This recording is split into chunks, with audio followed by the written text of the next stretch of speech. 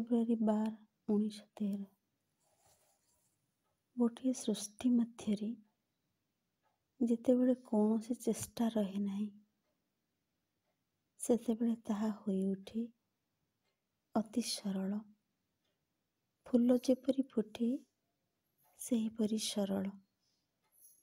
ଯେତେବେଳେ ଫୁଲ ତାହାର ସୌନ୍ଦର୍ଯ୍ୟ ପ୍ରକାଶ କରେ, ତାହାର ସୌରଭ ବିଚ୍ଛୁରିତ କରେ ବା ଗାଡ଼ମ୍ବର ନ କରି ବା ରୂଢ଼ ଅଙ୍ଗଚାଳନା ନ କରି, ଆଉ ଠିକ୍ ଏହି ସରଳତା ମଧ୍ୟରେ ହିଁ ରହିଛି ସବୁଠାରୁ ବଡ଼ ଶକ୍ତି, ଯେଉଁ ଶକ୍ତି ଏକେବାରେ ଅବିମିଶ୍ର ଏବଂ ଯାହାର ପରିଣାମ ଏକେବାରେ କୁପ୍ରତିକ୍ରିୟା ବିହୀନ।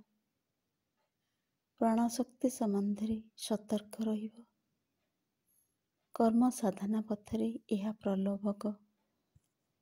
ତାହାର ଫନ୍ଦିରେ ପଡ଼ିବାର ବିପଦ ସର୍ବଦା ରହିଛି, କାରଣ ସେ ଆଶୁ ଫଳ ଦେଖାଇ ତୁମର ପ୍ରୀତି ସମ୍ପାଦନ କରେ।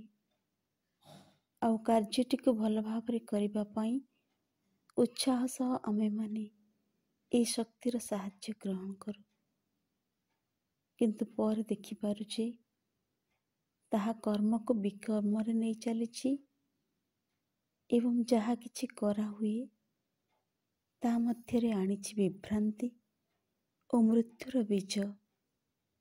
ସରଳତା, ସରଳତା, ତୋ ଉପସ୍ଥିତି କେତେ ନିର୍ମଳ ଓ ମଧୁର।